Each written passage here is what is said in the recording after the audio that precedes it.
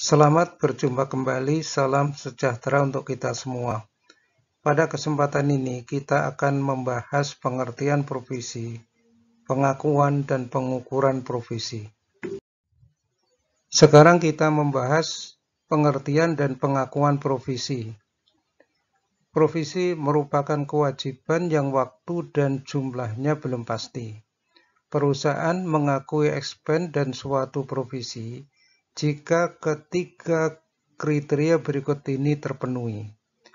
Yang pertama, entitas memiliki kewajiban kini, baik bersifat hukum maupun bersifat konstruktif, sebagai akibat peristiwa masa lalu. Yang kedua, kemungkinan besar penyelesaian kewajiban tersebut mengakibatkan arus keluar sumber daya yang mengandung manfaat ekonomi. Dan yang ketiga, estimasi yang andal mengenai jumlah kewajiban tersebut dapat dibuat. Sekarang kita lihat apa itu kewajiban hukum. Kewajiban hukum adalah kewajiban yang timbul dari yang pertama, suatu kontrak secara eksplisit atau implisit. Yang kedua, peraturan perundang-undangan, atau yang ketiga, pelaksanaan produk hukum lainnya. Sekarang kita bahas kewajiban konstruktif.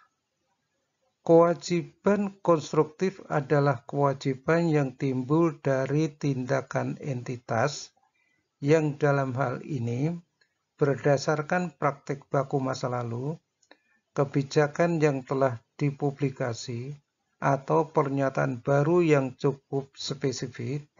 Entitas telah memberikan indikasi kepada pihak lain bahwa entitas akan menerima tanggung jawab tertentu dan akibatnya entitas telah menciptakan ekspektasi valid kepada pihak lain bahwa entitas akan melaksanakan tanggung jawab tertentu. Sekarang kita teliti contoh provisi berikut. PTA memberi garansi ke pelanggan terkait dengan penjualan produk elektronik. Garansi tersebut untuk 3 tahun dari tanggal penjualan. Berdasarkan pengalaman masa lalu, terdapat kemungkinan yang besar akan terjadi klaim atas pemberian garansi tersebut. Dari penjelasan di atas, maka ada kewajiban sekarang sebagai akibat transaksi masa lalu, yaitu menjual produk dengan garansi. Selanjutnya, besar kemungkinan akan terjadi outflow sumber daya ekonomi. Oleh karena itu, maka perusahaan, yaitu PTA, harus mencatat adanya provisi. Sekarang kita teliti contoh kedua dari provisi. Misalkan toko A telah menetapkan kebijakan melakukan refund kepada pelanggan yang tidak puas. Walaupun tidak ada perjanjian legal untuk melakukan hal itu, namun masyarakat luas sudah mengetahui kebijakan ini. Berdasarkan informasi tersebut, maka ada kewajiban konstruktif sebagai akibat transaksi masa lalu, yaitu menjual produk. Yang kedua, besar kemungkinan akan terjadi outflow sumber daya ekonomi. Oleh karena itu, PTA harus mencatat adanya provisi. Sekarang kita coba lihat pengukuran provisi. Provisi yang diakui merupakan estimasi terbaik atas pengeluaran yang diperlukan untuk melunasi kewajiban sekarang tersebut. Sekarang kita mencoba membahas ilustrasi mengestimasi biaya perbaikan dalam rangka menentukan provisi. Entitas menjual produk dengan memberikan jaminan kepada pelanggan untuk menanggung biaya perbaikan cacat pabrikasi yang ditemukan dalam jangka waktu 6 bulan setelah penjualan.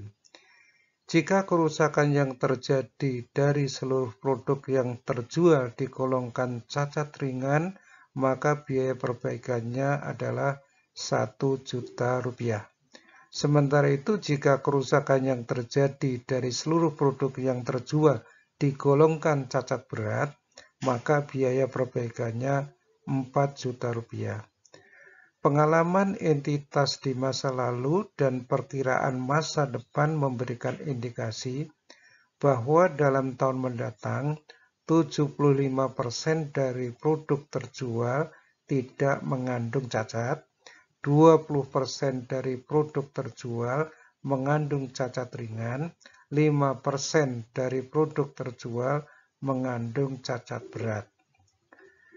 Berdasarkan data di atas, nilai yang diharapkan untuk biaya perbaikan adalah 75% kali 0 ditambah 20% kali 1 juta rupiah ditambah 5% kali 4 juta rupiah sama dengan 400.000 rupiah. Sumber PSAK 57, Provisi Liabilitas Kontingensi dan Aset Kontingensi. Sekian dan terima kasih.